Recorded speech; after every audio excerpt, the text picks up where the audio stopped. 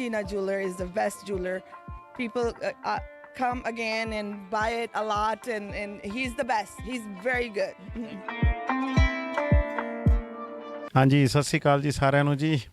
ਤੇ ਅੱਜ ਦਾ ਜੀ ਆਪਣੀ ਵੇਟ ਓਵਰ ਹੋ ਗਈ। ਅੱਜ ਦਿਨ ਆ ਗਿਆ ਆਪਣਾ ਲੱਕੀ ਡਰਾ ਦਾ ਜੀ। ਤੇ ਹੁਣ ਮਰਸਡੀਜ਼ ਕਾਰ ਰੈਡੀ ਹੈ ਤੁਹਾਡੇ ਸਾਰਿਆਂ ਵਾਸਤੇ।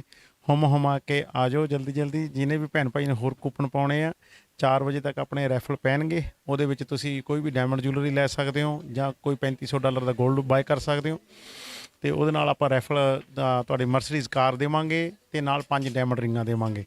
ਤੇ ਇਹ ਸਾਲ ਦੇ ਵਿੱਚ ਇੱਕ ਵਾਰੀ ਮਿਲਦਾ ਮੌਕਾ। ਅੱਜ ਹੁਮ ਕੇ ਪਹੁੰਚੋ ਤੇ 4 ਵਜੇ। ਸਤਿ ਸ਼੍ਰੀ ਅਕਾਲ ਜੀ।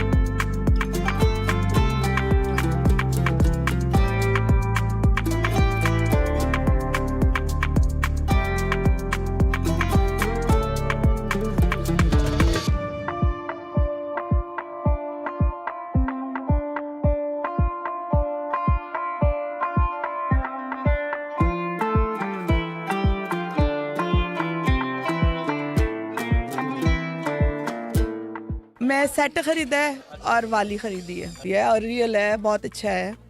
Quality wise very good. I always buy from him.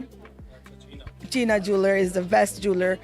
People come again and buy it a lot, and he's the best. He's very good. ਸਾਨੂੰ ਤਾਂ ਪਹਿਲਾਂ ਖੁਸ਼ੀ ਰਹਿੰਦੀ ਵੀ ਆ ਰਿਹਾ ਕੋਈ ਨਾ ਕੋਈ ਲਵਾਂਗੇ ਜ਼ਰੂਰ। ਹਾਂਜੀ ਕਿੰਨਾ ਟਾਈਮ ਹੋ ਗਿਆ ਇਹਨਾਂ ਨਾਲ ਜੁੜਿਆ ਨੂੰ Chinna Jeweller?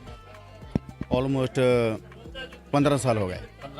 Quality wise satisfied? Quality wise ਹਾਂਜੀ ਬਿਲਕੁਲ ਐਨ ਬਹੁਤ ਵਧੀਆ। ਕਹਿੰਦੇ ਭਾਈ ਜੀ ਭਾਜੀ ਉਹਨਾਂ ਦਾ ਬਹੁਤ ਵਧੀਆ। ਮੈਂ ਤਾਂ ਕਹਿੰਦਾ ਵੀ ਸੋਹਣਾ, ਬਹੁਤ ਸੋਹਣਾ ਖਰਾ ਸੋਨਾ ਦਿੰਦੇ ਆ। ਤੇ ਅਸੀਂ ਕਸਟਮਰਸ ਨਾਲ ਗੱਲਬਾਤ ਕੀਤੀ, ਭੈਣ ਜੀ ਹੋਰਾਂ ਨਾਲ ਗੱਲਬਾਤ ਕੀਤੀ। ਕਈ ਕਿੰਨੇ ਸਾਲਾਂ ਤੋਂ ਜੁੜੇ ਹੋਏ ਨੇ। ਇਸ ਭਰੋਸੇਯੋਗਤਾ ਦਾ ਸਭ ਤੋਂ ਵੱਡਾ ਕਾਰਨ ਕੀ ਹੈ? ਕੁਆਲਿਟੀ ਹੈ, ਡੀਲਿੰਗ ਹੈ?